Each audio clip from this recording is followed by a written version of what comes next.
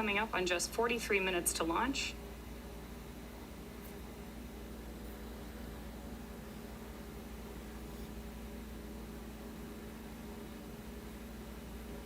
Great nighttime views of our Falcon 9 and Crew-7 capsule there on the screen.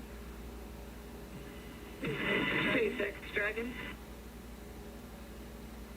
Go ahead, Dragon. We didn't hear the call for a prop load and launch readiness, so just give it a call.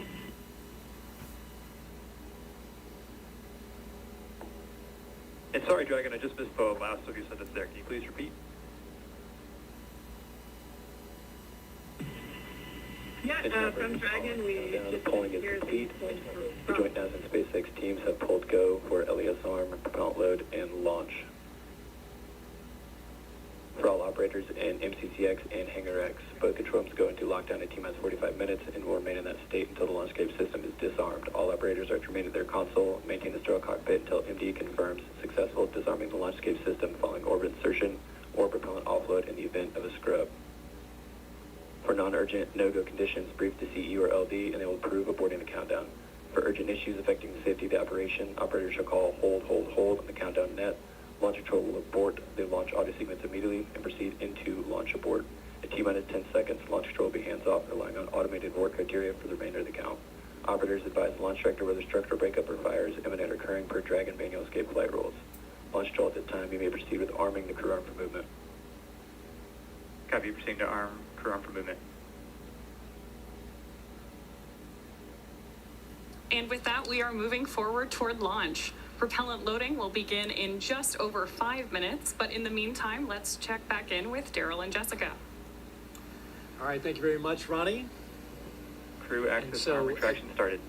We now have crew access arm retraction. So if you look in your screen, you can see there the crew access arm moving away from the Dragon. Another great shot of it there, articulating away. It takes about 90 seconds to 2 minutes to move away. And this is a critical milestone, Jessica, as that arm moves away, because now that means if the astronauts needed to get off that rocket for whatever reason, they could either bring the arm back quickly, and it can move, as I understand it, a lot faster than it's moving now in the case of an emergency egress, or they would move forward and arm the launch escape system. That hasn't been armed yet. So this is the moving and stowing of the crew access arm so that we can clear that away from the rocket and get ready to lift off. Time to make some coffee. After that, Crew access arm retraction complete. we're now waiting to hear that Dragon is go for Section 7, closing the visors and And arming Dragon the launch escape SpaceX, system. you are go for Section 6, close visors and arm launch escape system. Well, they changed the number, but it's the same. Dragon Cappies go for Section 6, launch escape system arming. Same milestone. I hear from previous crews that this system arms the very loud thump, so they can actually hear that on board. Which makes sense. You've got those engines, those Super Dracos, which are Dragon visor closed, arming launch escape system. right there next to their heads, right? You know, because Copy, your go. Right, and sounds like that was Jasmine saying she was ready to arm, and that command can be sent from either the ground or the crew, and the crew is sending that command now to arm that system. And that launch escape system is, of course, the system that will propel us away from the rocket, the crew capsule itself with the crew inside, in the event of any type of emergency with the rocket. And that is, of course, a system that we hope to never use, but it consists of 8 Super Draco thrusters on this Dragon vehicle that are used only for this abort. And we say we hope to never use it. We hope to not be in the situation, but we have had situations where we've had incredible in-flight tests. Unintentional, for example, there was the launch abort for the Soyuz for Nick Hague's first launch in 2018, Pretty exciting event, dynamic time, but something that showed us how robust these systems are. It performed nominally and carried Nick Hague and Alexei Ovchinin back to safety. Verified armed.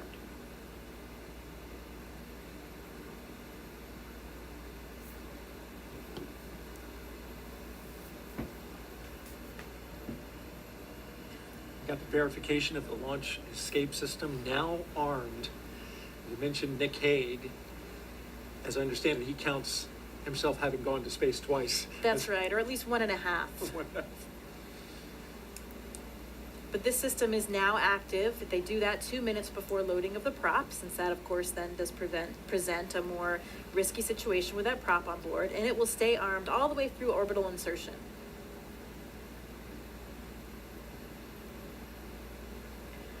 I've also been told by previous Dragon crews that you can hear the system of valves opening and actually even the flow of the fuel itself as it comes on board.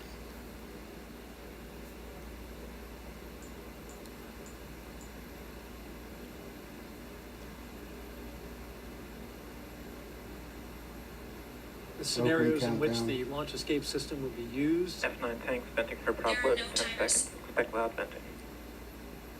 There they are warning them about that, exactly what you just mentioned, giving them a heads up that they'll be hearing those sounds. Yeah, Victor Glover was telling me it's a very noticeable process. You can hear the opening and closing of the valves, and there are these low hums and kind of a fluttering sound as that super cold liquid oxygen and kerosene fill those large propellant tanks, first on the first stage and then on the second stage. Must be pretty exciting to be hearing those noises, knowing what that means and how much closer you're getting to liftoff. This is pretty unique in the launch industry, right? Where the astronauts are inside the Dragon, inside their spacecraft, as it's being 35 minutes. loaded with propellants. That's correct.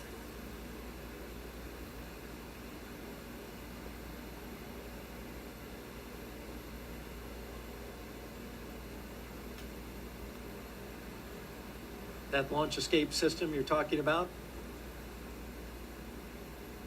if it were needed, it can get the crew several miles offshore out into the Atlantic Ocean. It's those Super Draco engines capable of moving Dragon half a mile in just 7.5 seconds. So that's equivalent to a peak velocity of 436 miles per hour. So it really moves. It can also get it off the top of a moving rocket as well. So Right. It's got to have that kind of power. Right, at all those different phases all the way until they're in orbit.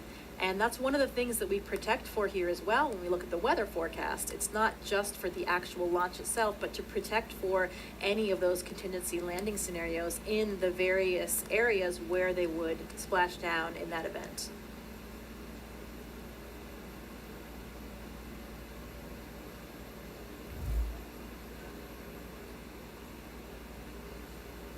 Propellant load has started.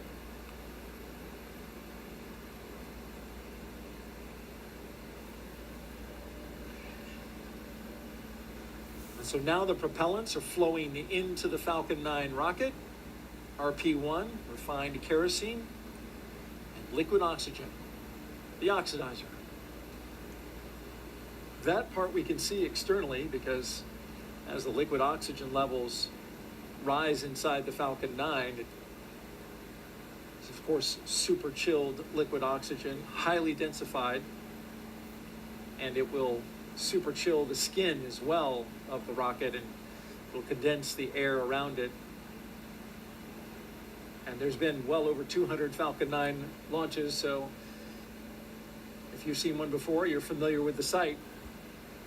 The rocket condensing that air, that warm, humid Florida air, which we have been enjoying this evening, at least with a light breeze. That's right. I think it's cooler than Houston anyway, so I'm enjoying my time here. Good, good. All right, for another update, let's send it out to Hawthorne, California, an update from SpaceX. Thanks, Daryl and Jessica. Now, before we send them to space, let's get to know our Crew-7 astronauts a little better. We'll start off with none other than the commander herself, NASA astronaut Jasmine McBelly, making her debut spaceflight. My name is Jasmine McBelly. I'm the commander of NASA's SpaceX Crew-7 mission to the International Space Station. Baldwin, New York is where I grew up. I always loved team sports from a really young age because you rely on one another, and that's something that I think is really important to know going forward in your career. I joined the Marine Corps. Sure, I wanted to fly jets. I thought you had to be a jet pilot to become an astronaut. I actually went to watch STS-116 launch while I was waiting to start flight school, and Sunny Williams happened to be on that flight. I realized she was a Navy helicopter pilot, and from that point on, I went full steam ahead. All four of us are so proud to represent what is possible when we come together. Ultimately, everything we do is to benefit the Earth.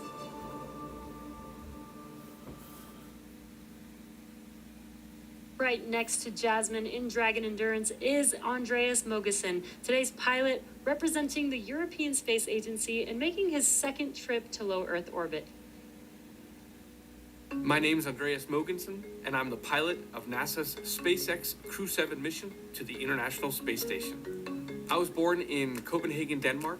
In 2008, ESA were looking to select a new class of astronauts, and I applied together with about 8,500 Europeans. So I thought, there's just no way that I'll get selected. The chances of being selected are too small. But that changed when we were down to about 20 candidates. My first mission to the International Space Station was on a short 10-day mission. I had to hit the ground running as soon as I arrived on board, and as soon as I landed back on the Earth, I knew that I wanted to go back to the space station. I'm especially proud of the fact that our Crew-7 mission has 4 different astronauts from 4 different countries and 4 different agencies.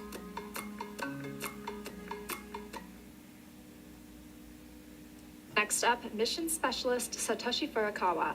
This JAXA astronaut is no stranger to the space station after spending 165 days in orbit as part of expeditions 28 and 29 in 2011. My name is Satoshi Furukawa. I am a mission specialist for NASA SpaceX Crew-7 mission to the International Space Station. I was born in Yokohama, Kanagawa, which is right south of Tokyo. The first human landing on the moon when I was 5 years old. I thought it was a great moment for humankind. I had a longing for space from my childhood. The moment I was selected as a Japanese astronaut candidate, you are hired, you are selected. It was the happiest moment in my life. Crew-7, we are conducting many scientific researches on the space station to benefit future space explorers. I am very proud of being a part of this excellent team of international partners and also researchers, engineers, flight controllers, flight directors, and so on. Because working as a team and working together, we can accomplish the big mission.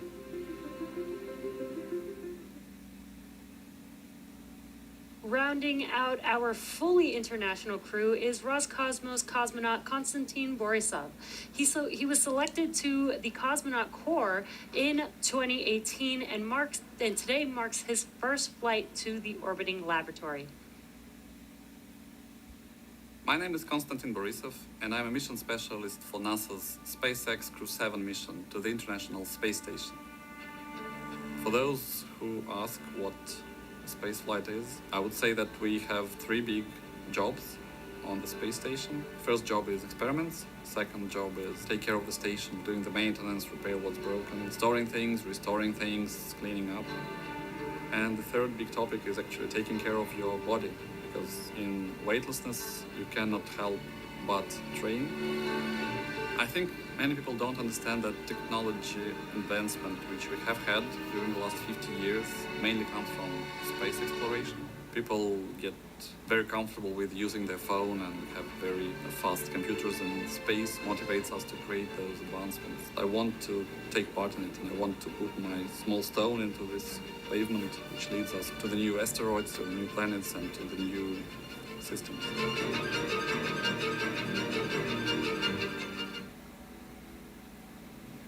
Now, as we see with all of our crews, these 4 crew members who make up Crew-7 have a mission patch they worked together to design. The first thing that you notice is the white dragon on top of the Earth, its neck craned into the number 7 for Crew-7. Its tail curves upwards towards a golden star, and they say that symbolizes our ascent towards the stars and the pioneering spirit needed to propel us further into space. The blue, white, and red on the tail are the common colors in the flags of all 4 nations flying on this mission. Now we are less than 30 minutes to launch, so let's check back in with Daryl and Jessica at KSC, where the countdown continues. All right, thank you very much. Everything going well with the countdown so far. A little over 1.5 miles from the launch pad we're going from today, this morning, 39A, is 39B, where the mobile launcher is back out on the pad right now, going through testing for the Artemis II crewed mission to the moon late next year. Here's more about Artemis in our Moon Minute.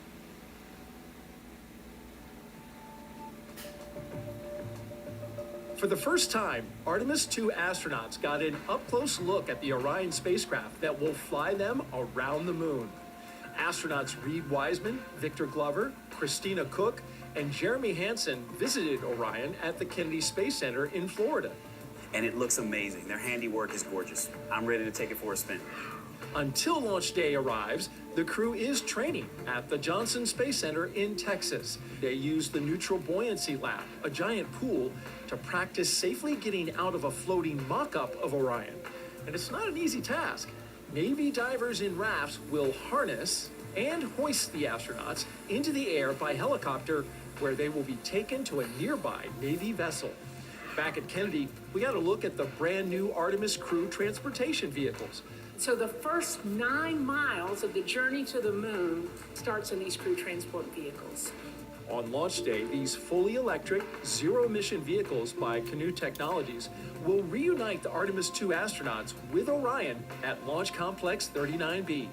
NASA's powerful moon rocket, the Space Launch System, and Orion will carry them on the rest of the 250,000-mile journey to the moon. And that's your Artemis Moon Minute.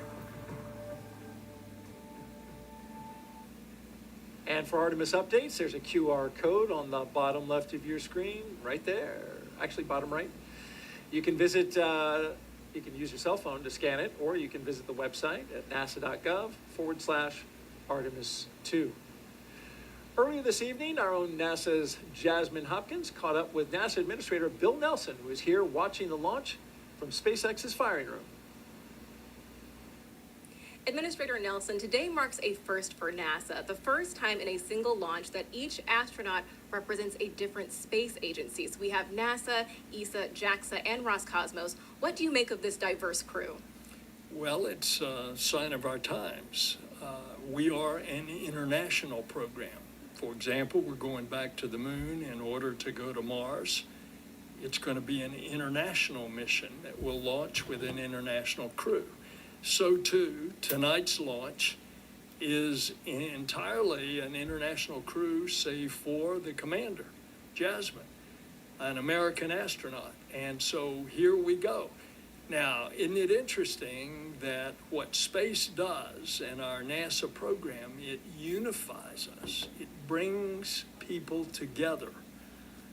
And this is so true with what we're seeing tonight. Right, and Administrator, you recently visited South America, and later on this year you're planning to visit India as well. Why is it so important for NASA to foster these international partnerships? They are delighted, indeed, eager to learn more about NASA and to partner with NASA. And so that's what we find when we go to another country. It's usually the president that wants to see us. And for example, in this South American trip, we talked to the president of Brazil and Colombia about what NASA can provide in the way of information from our satellites to help them protect the Amazon rainforest from being destroyed, which is a high agenda item for those countries. Indeed, it's a high agenda item for the entire world. I'm going to India. India is one that we want to have a close relationship with.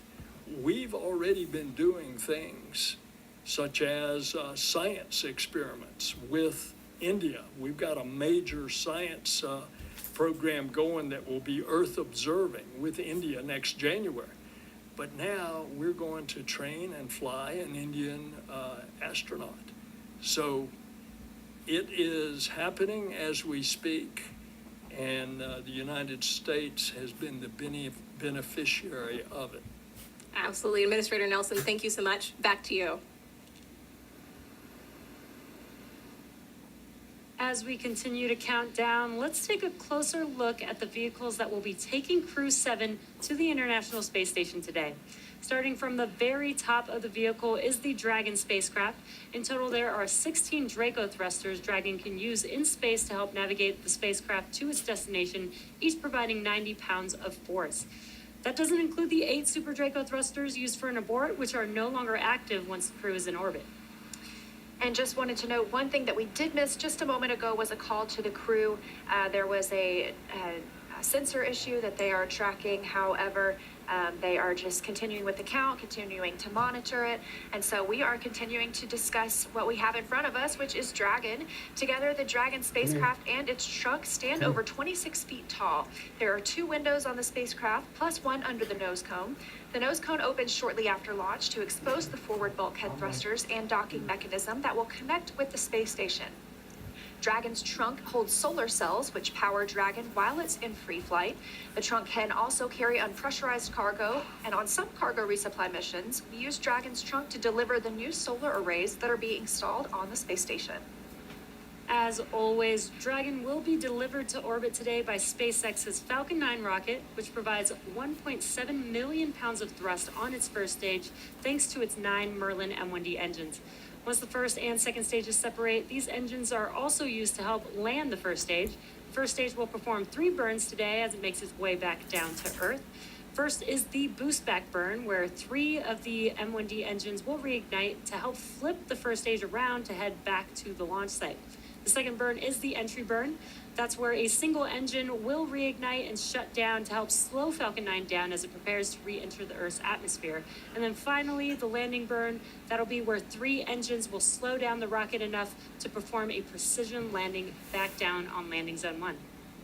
Meanwhile, the second stage continues to orbit, powered by 1 single Merlin vacuum engine with over 220,000 pounds of thrust. The second stage will secure Dragon's entry into low Earth orbit before separating, leaving Dragon to continue its journey to the space station on its own thrusters. About 40 seconds after separation, Dragon's nose cone deploy sequence will begin, exposing its guidance navigation controls that help Dragon autonomously fly to the space station. With T0 coming up in just about 20 minutes, our teams at the Cape and Hangar X are doing a series of system checks to ensure Dragon and Falcon 9 are ready. Let's check in with Ronnie for a quick status update. How's it going, Ronnie? Thanks, Jesse. We are still looking good for an on-time launch just over 20 minutes from now, and we'll keep monitoring all the vehicle systems. There we heard the call out for RP1 load complete on stage 2. So that means we are, of course, getting closer to liftoff. Both Dragon and Falcon 9 continue to be healthy, and we're not tracking any major issues at this time. Right now, we're continuing to prep the vehicle for flight, and propellant loading began at T-minus 35 minutes. We also heard the call out a few minutes ago that the launch escape system is now armed. The range, which is monitoring keep-out zones and among other key flight requirements, also continues to report no issues, and they are go to support launch tonight. Weather also looks good, and we are still tracking just a 5% chance of violation at our T0 time. But as a reminder, today we have an instantaneous launch window, driven by the orbital mechanics constraints of 2 spacecraft meeting in orbit. Fun fact, the technical term for that meeting is called a rendezvous. So at this point, if we hear a hold for any reason, we will have to stand down tonight because of that instantaneous launch window, and instead target our backup opportunity, which is tomorrow at 3:04 a.m. Eastern Time. But for now, with all systems go, let's turn it back over to Courtney for a status update from Houston. Thanks, Ronnie. The flight controllers here in Mission Control Houston are ensuring that the space station is ready to receive Dragon. They're also checking all communication links between the station, Dragon, and the ground are working properly, and right now everything is proceeding as planned. Teams here in Mission Control Houston, the team in Hawthorne, and the astronauts aboard the station will monitor the autonomous docking of Dragon tomorrow when they enter joint operations, which happens when the spacecraft enters the approach ellipsoid, which is an invisible boundary that helps us monitor spacecraft arriving and departing. After docking, the crews will perform a series of leak checks, then work to open the hatches both on the Dragon side and inside the station's pressurized mating adapter. We expect hatch opening to happen about an hour and a half after docking.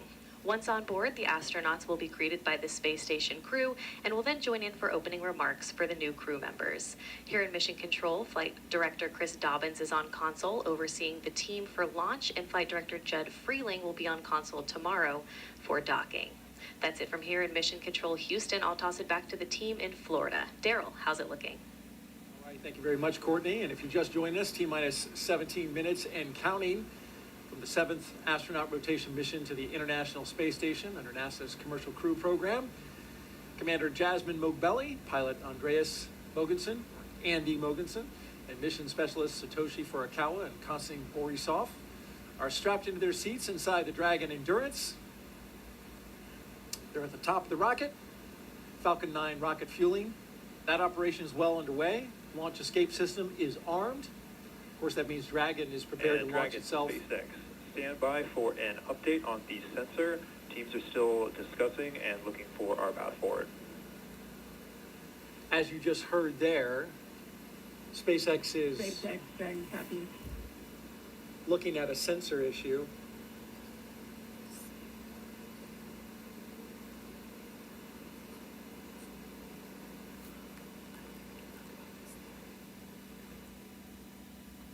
I'll go outside at T-minus 5 minutes.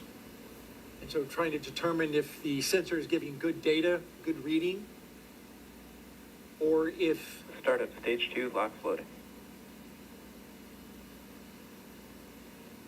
If they're looking at something else. Of course, we'll keep close tabs on that. In the meantime, propellant load continues. I think sometimes you have hits on sensors for other reasons. We want to make sure that we are getting an accurate reading of what's happening with the system they're looking at. Probably trying to decide if it's a real signal or if it's a hit from some other reason. There's a lot of redundancy in the systems, as you mentioned, and those sensors have to make sure that the engineers understand exactly what they're looking at. So we'll, again, keep tabs. In the meantime, here's a little bit about Crew-7. Lieutenant Colonel Jasmine Mogbelli, a military helicopter test pilot. There she is. She hails from Long Island, New York. She's a mother to 2 twin girls, and she is the mission commander. This is pilot Andy Mogensen's second trip to space station. His first was as the flight engineer for the ESA IRIS mission in 2015. Mission specialist Satoshi Furukawa's interest in space began when he was 5 years old and he saw the Apollo 11 moon landing on TV. And mission specialist Konstantin Borisov was selected to be a cosmonaut in 2018, and this will be his first trip to space.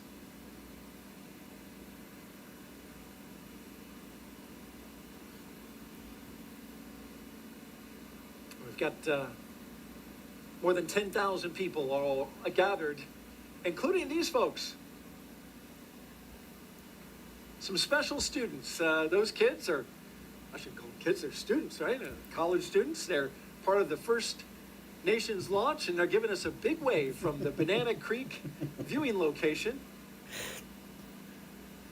They're from the University of Washington, University of Colorado, and Queen's University.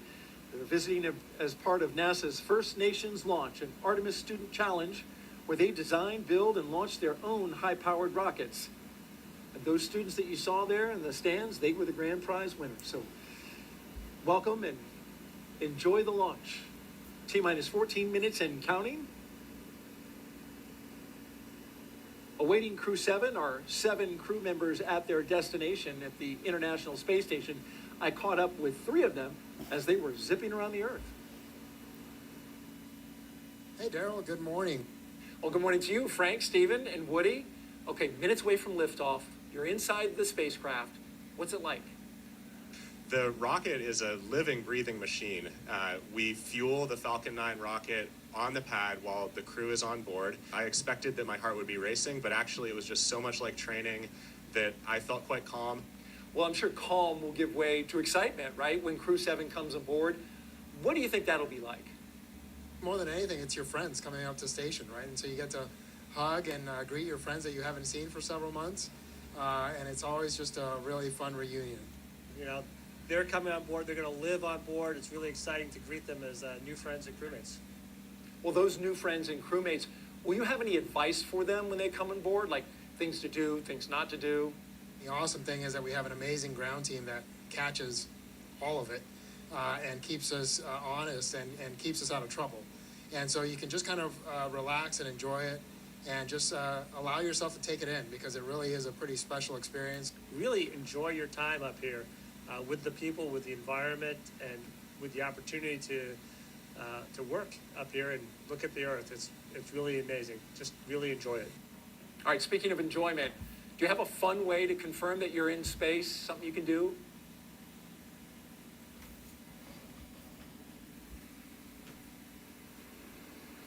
You want to give that move a score, Jessica?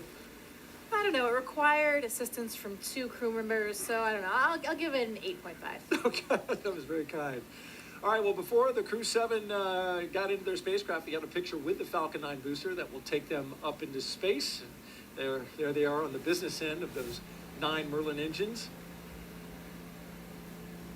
Once we leave planet Earth, these fine folks at Johnson Space Center will take over. Dragon This is Mission SpaceX, Control. we are still continuing to assess that sensor and proceeding with the count. Okay, so as you heard, they're SpaceX Dragon copies continue with the count while the peak assessment. still working the sensor, but at the same time, continuing to load the propellants on board Falcon.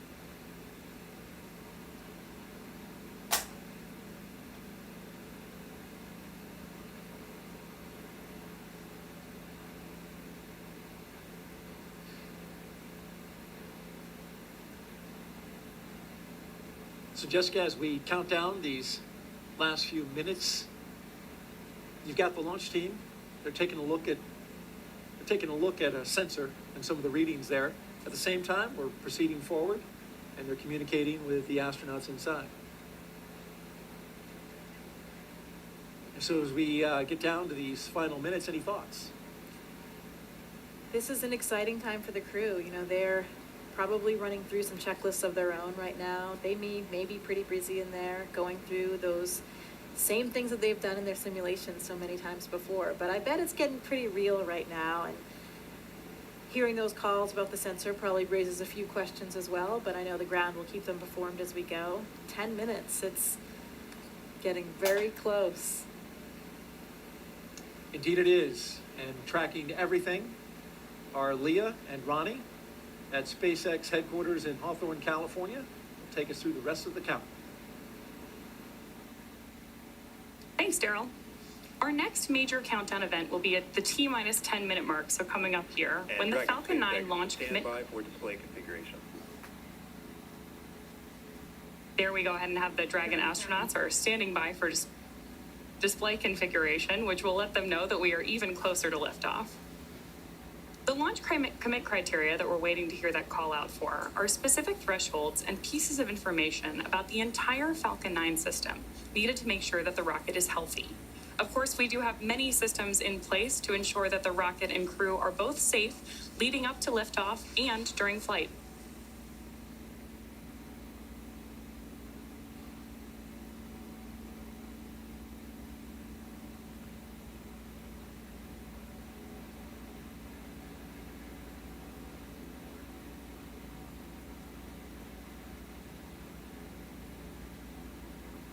Coming up on 9 minutes until liftoff today, which is also about the same amount of time it takes to get to orbit, a 9-minute ride. That's about the time we'll see second stage cutoff. A few minutes after that is when we'll see Crew Dragon separate from the second stage. And we'll be listening to some performance calls as we get into the final countdown, of course, and then after liftoff. On the ground, you'll hear SpaceX flight controllers reporting on trajectory, speed, booster performance, and other key milestones. But there are some other calls you'll hear the crew make also after liftoff. These are different abort zones. They come in the form of different number and letter combinations. And these are throughout the flight up the eastern seaboard. So the first two are 1A and 1B. They have that name because they're in the first stage. That lasts until they're up to the very north of North Carolina. And the next are 2A through 2E. Those come into play when the second stage is powering Dragon. That takes us from the top of North Carolina all the way to the tip of Newfoundland in the northern Atlantic. Now, a little bit different from the other naming system, you'll hear the call Shannon, which refers to Shannon, Ireland, meaning they would target off the coast of Ireland if they were later in that second stage and needed to abort. You'll hear those different calls throughout the flight uphill, along with key performance call-outs from the guidance, navigation, and control officer, as well as the propulsion lead.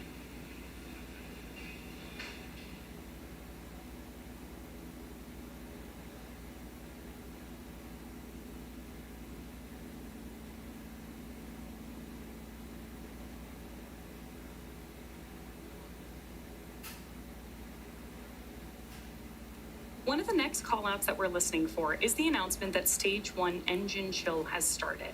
Right now, the propellant in the tanks is isolated from the engines, but at T-minus 7 minutes, we'll open up the engine pre-valves and start passing just a trickle of liquid oxygen through the Merlin engine pumps, chilling the engines for the start sequence. We do this because the super chilled and densified liquid oxygen is really cold, and we use that small amount of LOX to basically prepare the engine hardware. There's the call out for engine chill. So now we're basically preparing that engine hardware to flow all of the LOX and propellant into it during flight. Next up, we should hear the call out for Stage 1 RP1 load completion. And Dragon SpaceX, stand by for final go, but please confirm crew displays are configured for launch. SpaceX Dragon, crew displays are configured for launch. All right, we heard their crew displays. Those 3 screens from which they can monitor the mission are configured for launch. Stage 1, RP1 load is complete.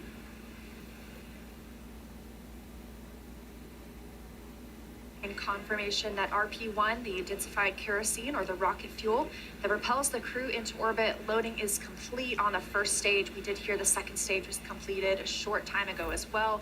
Now, T-minus 6 minutes until launch. We are still loading liquid oxygen on the first and second stages. This is the oxidizer we need to combine with the densified kerosene that just finished loading. Coming up, we will hear the call for Dragon to configure for terminal count and then transition to internal power at about 5 minutes until launch. Then we'll hear the propellant tanks on Falcon 9 are getting ready to pressurize, adding some additional rigidity and structural support as we get ready for the strong back to retract. It'll move just a couple of degrees at first, and then we'll see it swing open completely at the moment of liftoff.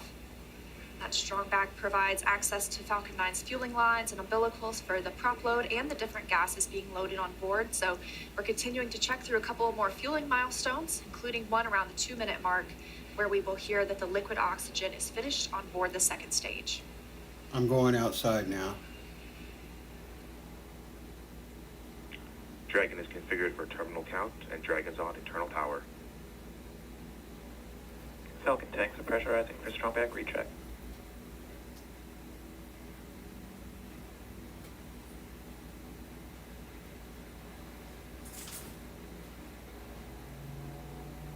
So there we heard the call out that we are preparing for strong back retract. And as Leah just mentioned, the strong back is that white truss structure that you see on the left side of Falcon 9. Got a better shot of it right there. Strong back is retracting. Just before lift. There we heard the call out from Mission Control that we are retracting the strong back now. The strong back is part of the transporter erector, which was used not only to roll Falcon 9 out to the launch pad, but also to raise it into its vertical position. It will retract just about 2 degrees first after those clamp arms open up around the base of Dragon's trunk, and then just before liftoff, we'll actually go all the way back to 45 degrees retracted to give Falcon 9 and Crew-7 room for liftoff.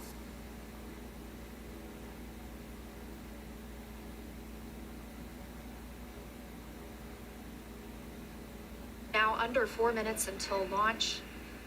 Next up, we're looking for the first stage liquid oxygen loading to finish at T-minus 3 minutes. You're starting to see some white clouds on your screen. That is vapor. It's normal. We'll continue to see that build up as we get closer to launch. Obviously, this liquid oxygen that we're loading is super chilled, so a little bit of that will boil off in the hot Florida air.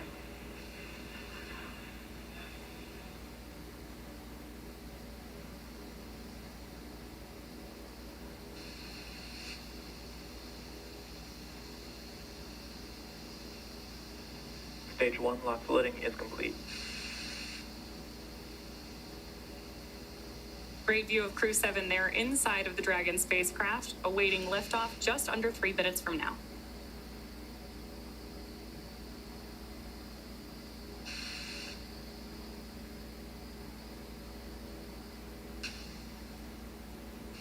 Dragon is in terminal count.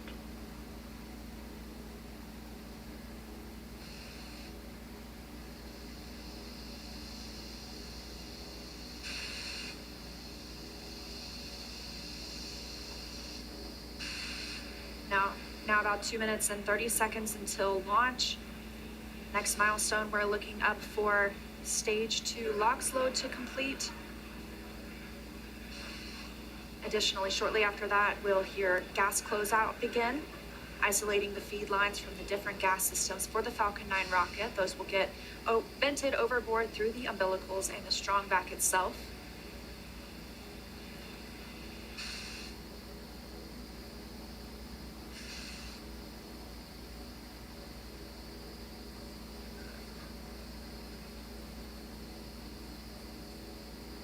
Stage 2 LOX loading is complete. Dragon is in auto idle.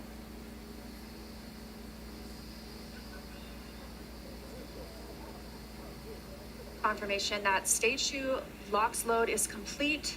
Dragon and Falcon 9 fully fueled.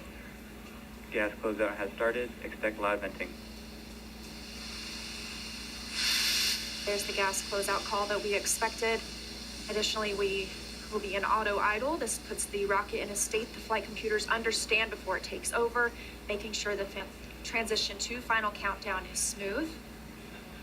Coming up at T-minus 1 minute, we'll hear that Dragon is in countdown. Its computer will switch to countdown mode. We'll also hear that the flight termination system on Falcon 9 is armed. Falcon 9 is in startup. Dragon's in terminal count.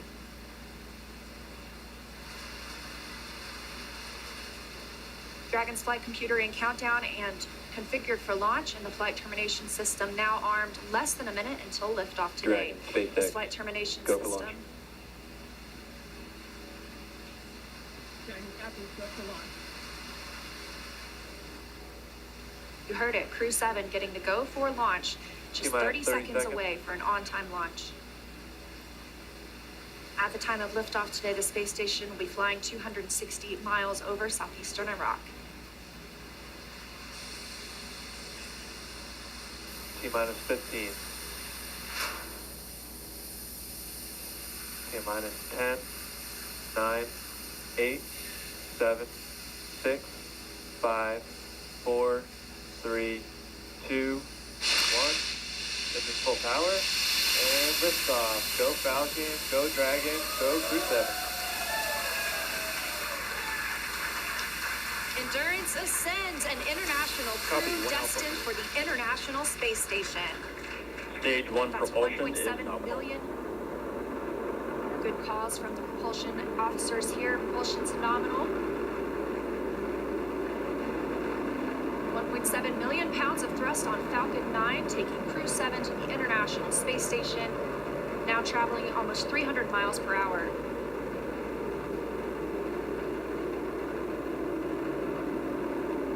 Nominal power and telemetry. We are just about T Stage plus 1 throttle 45 seconds into the 7th rotational crew mission on board Dragon and Falcon 9, and right now the vehicle is throttling down to help us pass through the period of maximum dynamic pressure.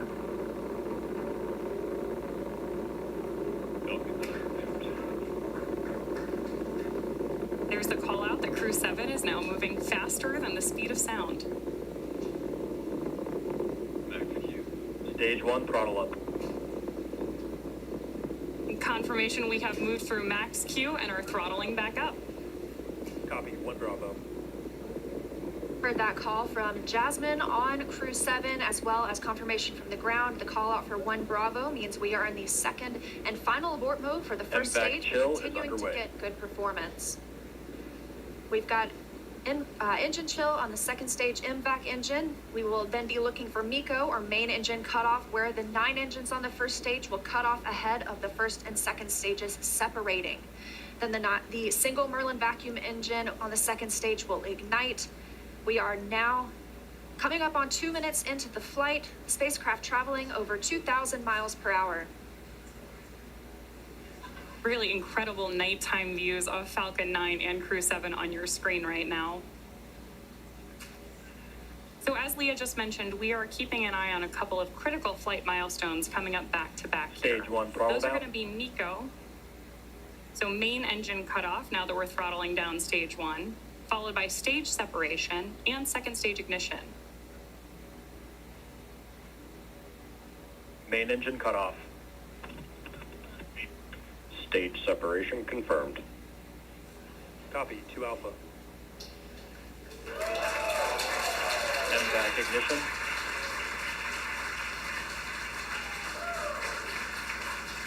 So there you heard and saw MECO, stage sep, and hopefully you heard Jasmine call out for the 2 Alpha abort mode just before second stage ignition. And of course, this is the second stage, powering Dragon on its flight, now traveling almost 4,000 miles per hour. Over 3 minutes since launch, the second stage will continue to power the spacecraft, and our first look at the crew inside.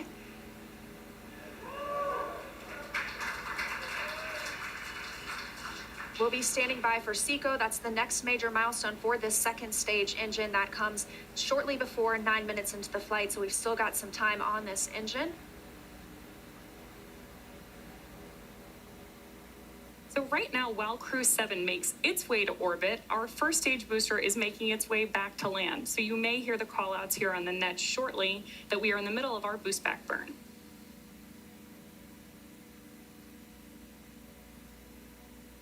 Right now, stage 1 is coasting. SpaceX, trajectory nominal. Good call-outs there that Dragon is on the right track. And confirmation from Commander Jasmine Mokbeli. Continuing to see good performance on this lone Merlin vacuum engine on the stage. Also, as we've heard, nominal trajectory. That's the guidance, navigation, and control officer here at SpaceX stating that we are on the correct path. Dragon's pointed in the right direction. The second stage continues firing until, like we mentioned, second stage engine cutoff at about 8 minutes and 50 seconds into the flight.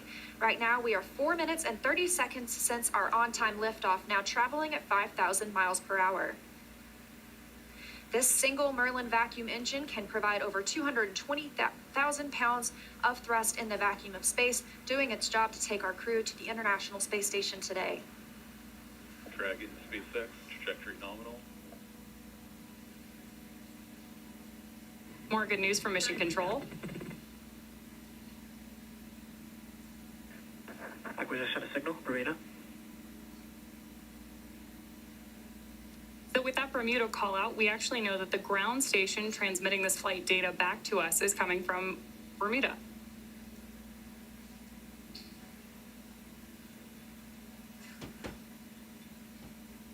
The crew is currently pulling a little more than 1 G as the second stage engine continues to propel their flight. Continuing to hear good calls to the crew, now 5 minutes and 30 seconds into the flight, traveling at 6,400 miles per hour. Again, we will continue to see the second stage fire for about 3 more minutes. Shortly after second stage engine cutoff, we will see it separate from Dragon, which will continue its journey.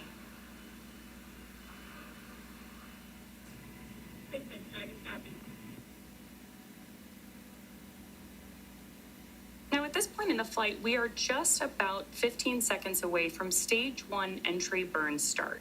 At this point, the center engine on Falcon 9 will be lit for just about 10 seconds to help us slow the vehicle down as it re-enters the Earth's atmosphere. That's not the only thing helping us on re-entry, though. The first stage sees high drag on re-entry, which scrubs roughly 70% of the velocity by the time the landing burn begins, which you just had great views of on the left-hand side of your screen. Florida Space Coast beginning to come into view in the background. All while Crew-7, of course, on the right-hand side of your screen, lit up by that MVAC engine, continues on its way to orbit.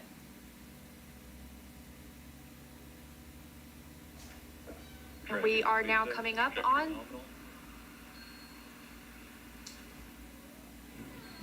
continuing to get good calls as we reach almost 7 minutes into the flight. Crew traveling at 9,400 miles per hour. Again, we still have about 1 minute, 45 seconds left with the second stage propelling the crew. And of course, we are also expecting that landing burn start from Falcon 9 any second now. Great views.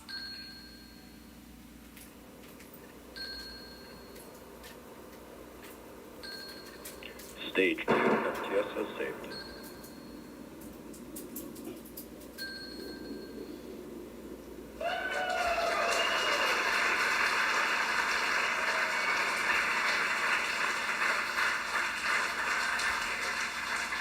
Great news there that Stage 1 has successfully landed back at Landing Zone 1 in Florida. I'm back inside. And Stage 2 continues to propel Dragon and our Crew-7 crew members. We now are coming up on SECO, second stage engine cutoff. Again, looking at that about 8 minutes and 50 seconds into the flight. Everything continues as planned today, now traveling over 13,000 miles per hour. Again, we're looking for eventually a good orbital insertion at which we'll be traveling. Good calls here at Mission Control in Hawthorne.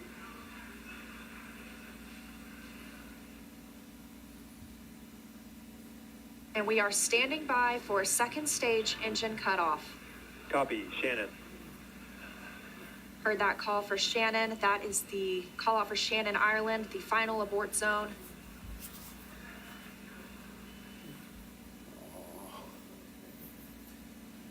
MVAC shutdown.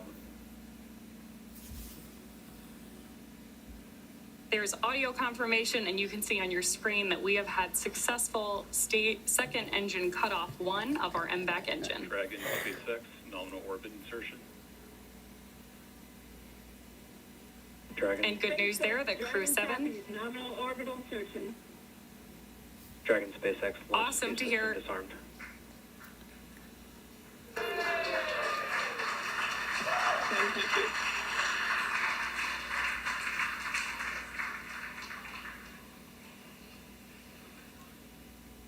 That's the first look at the crew, now in microgravity, confirmation of a good Earth orbit insertion.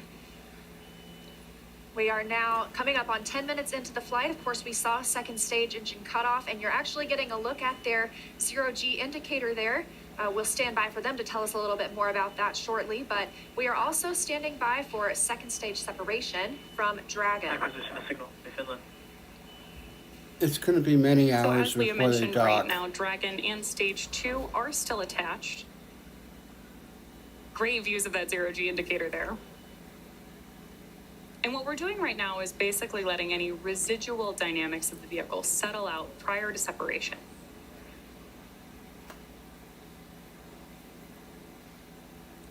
We are expecting that separation event in probably about 90 seconds. Crew looks like they're having a great time up in space, too. And as we stand by for that separation, shortly thereafter, we'll be looking for the nose cone to begin deploying. That command will be sent, and we'll see it open shortly after. We'll need the nose cone to open to expose those forward bulkhead thrusters, as well as the docking mechanism with which they will use to link up with the International Space Station. After their ride, it's almost 30 hours long. Jilla's not a raccoon. You're not a raccoon, are you? Again, we had liftoff right on time today at 3:27 a.m. Eastern Time.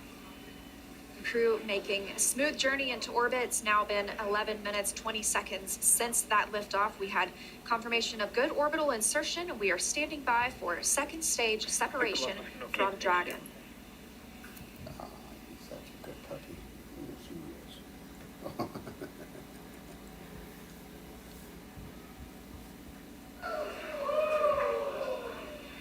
Great views of mission control here in Hawthorne, California.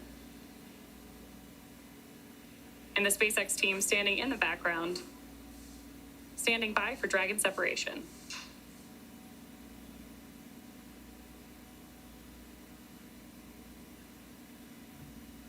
Of course, you also have continued telemetry readouts from Dragon and Stage 2 in the bottom left-hand corner of your screen.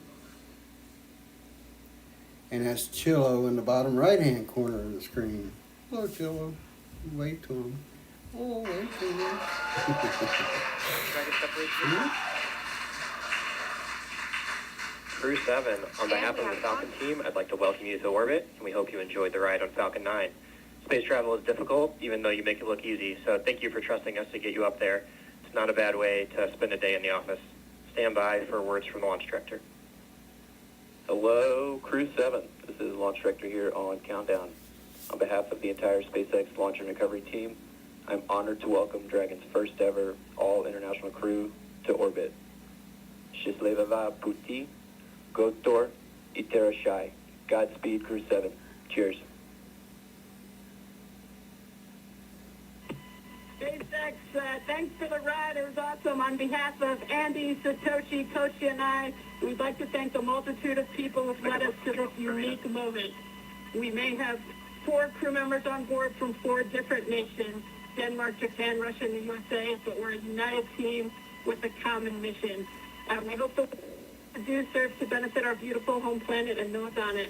As you said, human spaceflight requires an unparalleled level of vigilance and rigor, and we thank all those who prepared not only us, but also this truly impressive spacecraft for flight. Finally, to our families, there's a greater burden of our choice to explore. Thank you. Go Crew-7. Awesome ride. Really incredibly moving words from Commander Jasmine Mogbelli now that she and her international team are up in space. That is going to end our coverage from Hawthorne until we pick back up with our docking coverage, like Leah mentioned, just about 30 hours from now. But for now, I'm going to hand it back over to Daryl and Jessica at Kennedy Space Center to wrap up our launch coverage tonight. All right, thank you very much, and great job. And Jessica, what a launch. It was spectacular. Like we said, those night launches are something to see. You see all those bright lights. You see those little nitrogen pulses when that first stage is coming back down. Spectacular. Phenomenal roar, the thunder, you could feel it in your chest. And then, of course, the booster came back and landed, and that was some extra pop. Pretty impressive all around. Sights, sounds, and even those feelings. That's new, of course, to Crew, to NASA Crew, is bringing the booster back. NASA decided they have a lot of prop margin, propellant that is, and so they burn the first stage a little less and the second stage a little more, and allows them to bring the first stage back and back to land, which is good to see. And so you saw the zero-G indicator floating around. Tell us what it was. I did. Well, that, Daryl, was a 3-toed sloth. Important distinction, not a 2-toed sloth. Oh, really? Yeah, so apparently this is one of Andy's kids' favorite animals. And as a family, they were even fortunate enough to see one in the wild in Costa Rica last Christmas when they were on vacation. So it was all kind of fate leading up to this, I think. How about that? This is Andy Mogensen. Andy Mogensen, the pilot. That's correct. That's right. And I guess his family calls him the slowest person in the world. So another reason why this 3-toed sloth had such meaning for all of them. Well, that actual sloth in the capsule looked like it was moving slow as well, but he's got an excuse. You know, we have a saying in space, and it's often true. Yeah. Slow is smooth, smooth is fast. And when you rush too much, especially in space, doing a spacewalk or anything that you're doing, you get in trouble. So slow is smooth, and smooth is fast. Wise words from our veteran space flyer, Jessica Meir, sorry. It's early. Hey, we got some social questions. Let's take a few. You do mind? Absolutely. All right. Well, let's look on our screen here, and here we've got one that says, "Come Sunday morning." Beautiful shot right there, though, of the spacecraft looking out the back. Boy, that is high-resolution image. "Come Sunday morning, Earth Eastern Time, what are the first few tasks the crew will do, and how will they best acclimate and get dialed into their mission?" Well, when we wake up in the morning on board the space station, we open up our computer and we have a plan that lays out our entire schedule for the day, whether it's scientific experiments, hardware maintenance, whatever it is that you need to get done. I know what this crew will be doing. One of the first things they do, of course, is a safety briefing.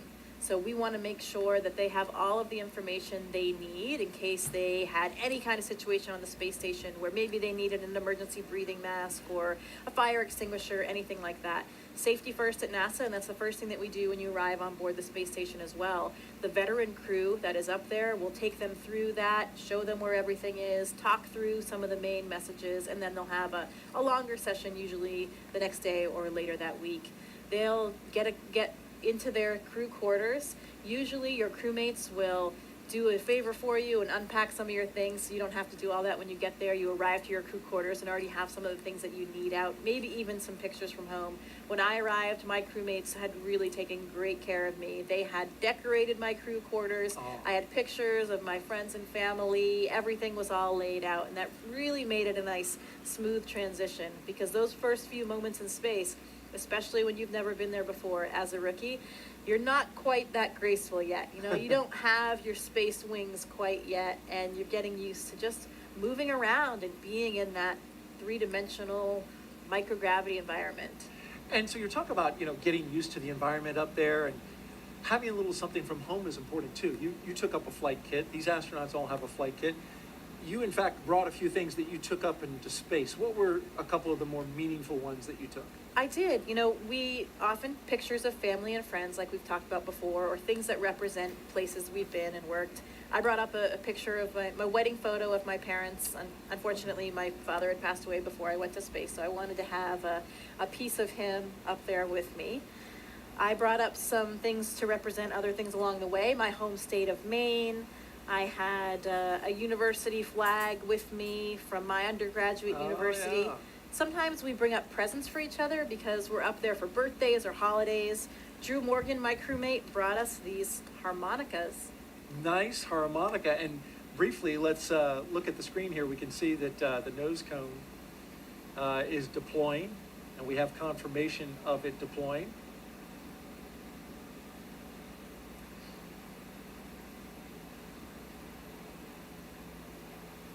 Beautiful shot there. Of course, the nose cone has to deploy in order for Dragon to connect up to the International Space Station. And once this clears out of the way, it is quite a view. Actually, they're Depending on where Earth is jettisoning the nose cone. relation. They're not deploying it. Wrong terminology, dude. Okay, looks like we're pointed mostly in space, which makes sense. Sometimes you get an Earth view. There's a lot of space in space. There is. There certainly is indeed. And then what else? You got something special. My one item that I brought that was my personal kind of selfish item that wasn't for anybody else was my panda. This is Pandemonium. I've had him since I was 5 years old. Pandemonium. So he made his way to space with me as well, and we saw a lot of stuffed animals floating with these zero-G indicators. We saw that three-toed sloth, but Pandemonium was up there floating in all of his glory as well. And these are all just things that remind us of home and really help us share the mission with everybody back home. All of these places and things that have meant something to us along the way, because we did not get there alone. We got there with the support of so many people that helped us, and this mission is for everyone. It's really for all of humankind, so hopefully they can all share in. Absolutely, and thank you for sharing your flight kit with us. This is especially, this is a 40-year-old tour. 41 now, yeah. That's He's great. been around the block. He just said he wants to go back to space. He does want to go, but we all want to go back to space. So hopefully he'll have another opportunity. We just got confirmation that nose cone is fully deployed. And so Dragon is on its way to the International Space Station. Now, a member of Crew-7 will kick off a major study that will give us a comprehensive look at how the human body is affected by time and space. Let's bring in now NASA's Jasmine Hopkins for more. As we saw this morning, the Commercial Crew program launches astronauts from American soil, and this enables NASA's human research on the International Space Station. Joining us now to talk more about that is Kurt Costello, ISS Chief Program Scientist. Thank you for joining us, Kurt.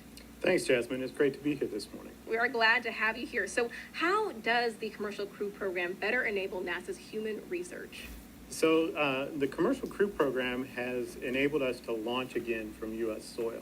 And what that means is a lot of our sensitive science that needs to be loaded within the last few hours before we launch can now be quickly transported from our labs here at KSC to the vehicle on the launch pad.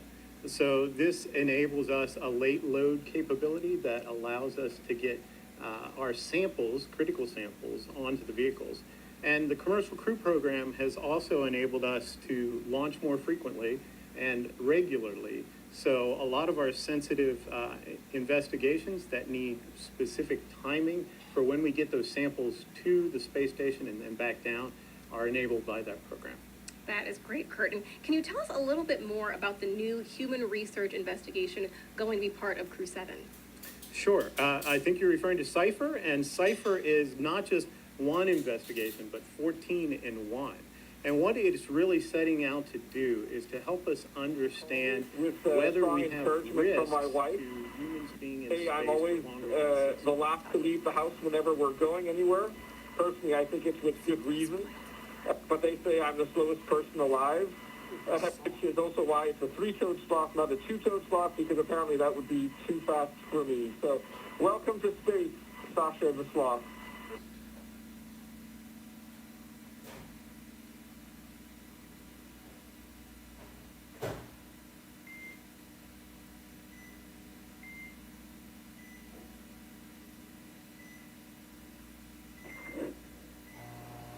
And Dragon, we appreciate the introduction to your zero-G indicator and noting that that is probably officially now the fastest sloth ever.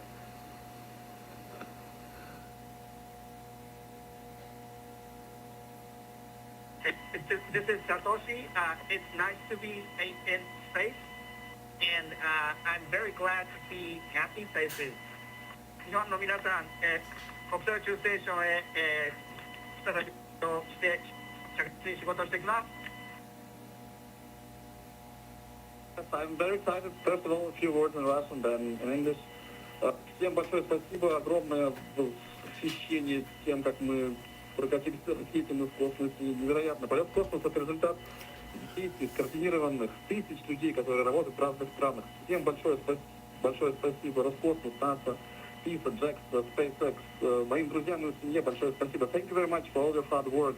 SpaceX, Роскосмос, NASA, ESA, JAXA, and all the partners involved in manned spaceflight. It's a proud example of how much we can achieve working together in harmony. Let's continue. Cool. Thanks a lot to everyone, to my family as well. Thanks.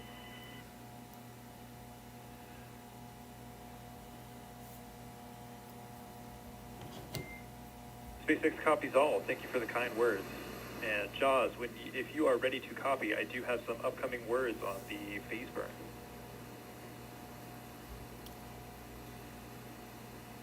Expect a muscle signal. Good, Ellie. Dragon is ready to copy. Okay, wanted to give you an update that we are going to be losing Tetris for voice comms for about 15, that's approximately 15 minutes, which is going to include that upcoming phase burn per your displays. We do have a ground station pass during that burn prep, so you will actually be able to call us in the blind. However, you will be LOS during the burn. There's no concerns, but we'll pick you back up at 0819 Zulu, which will be right after the burn, and we'll confirm that burn performance. How copy? SpaceX Dragon Capizol will lose you on TDRS for the phase burn, but we can make calls via the ground station in the blind, and we'll catch you on the backside at 0819. Good readback. Okay, you just heard some communication between Commander Jasmine Mogbelli and SpaceX's launch team. Just saying they're going to lose TDRS connectivity, which will, during the burn, they'll be unable to communicate, but they've got a ground station that will catch them on either side of that. So communication will be established before and after the burn. Earlier, we heard some words from Andy Mogensen. Of course, you told us that that was a sloth. Wasn't sure that we were going to be able to, get some words from him, but it was good to hear from him and the other crew members about, now that they're in space and sharing a message with the world. Absolutely, and we got a name, Sasha the Sloth. Sasha the Sloth. The fastest moving sloth ever to be a sloth. Yeah, among the legendary, famous stuffed animals in space. That's now. right. It's a thing. Joins the long list of them. And so Jasmine, Andreas, Satoshi, and Konstantin are on course to arrive at the International Space Station around 8:39 Eastern Time tomorrow. NASA TV, well, we will be wrapping up our coverage, but you can follow along with Crew-7's entire ride to the station and hear real-time audio from that space to ground, which we were listening to just then, on our mission audio stream on YouTube. Make sure you look for the link on our NASA social media accounts and in the description of the NASA YouTube launch broadcast. And though our coverage here at Kennedy Space Center is concluding, Crew-7's mission has only just begun. They'll get to the International Space Station in about 30 hours. It's going to be a long ride. But then they'll be able to meet and join, I should say, Crew-7 to Crew-6, and that'll be quite a ceremony. Absolutely. These first missions, these first moments in space are absolutely unforgettable. I'll never forget that feeling weightlessness for the first time. You're still strapped in your seat, but everything starts lifting up, your arms, your pencils, anything that was on the floor, the zero-G indicator, everything. And I remember looking across at my crewmate, just sharing those moments and those smiles. I know how happy that crew is right now. I am so excited for them and their mission. It will take a little while, 30 hours, like you said, to get to space station, but they are in space right now, and I know they're enjoying every minute. Congratulations, Crew-7. We are so excited for you. This is going to be an incredible mission on the International Space Station. Great words, Jessica. Appreciate those. And Crew-6 will be coming back down in about a week. They'll have a roughly 5-day handover, and then they'll return. Next up for us is our post-launch news conference scheduled at 5 a.m. Eastern Time on NASA TV. And, of course, we'll have live joint coverage of docking and the Crew-7 welcome ceremony starting tomorrow at 6:45 a.m. Eastern Time on NASA TV, as well as SpaceX's YouTube channel.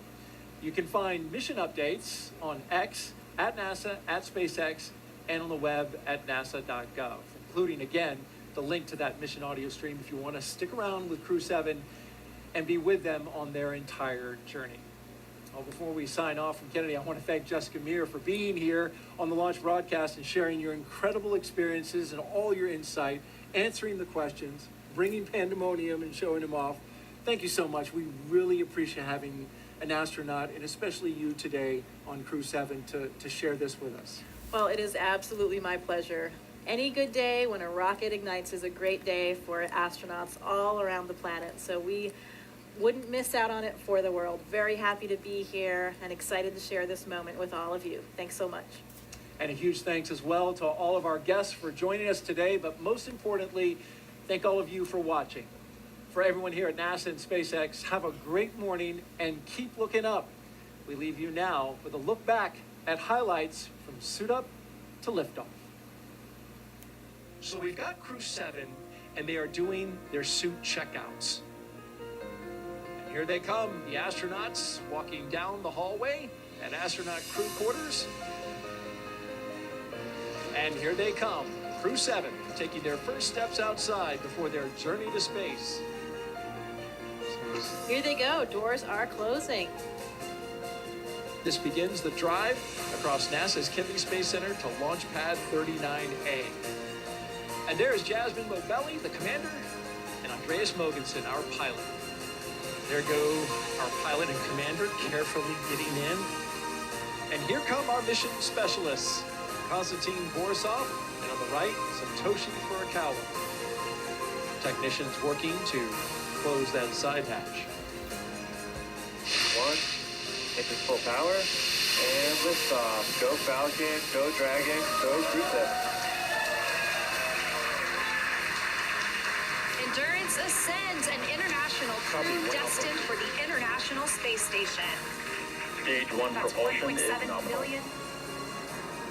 Good calls from the propulsion officers here. Propulsion's nominal.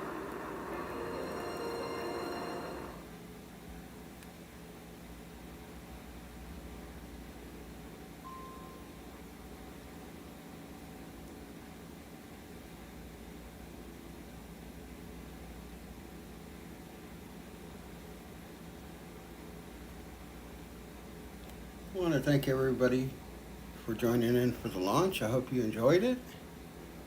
And we'll see you at the next launch.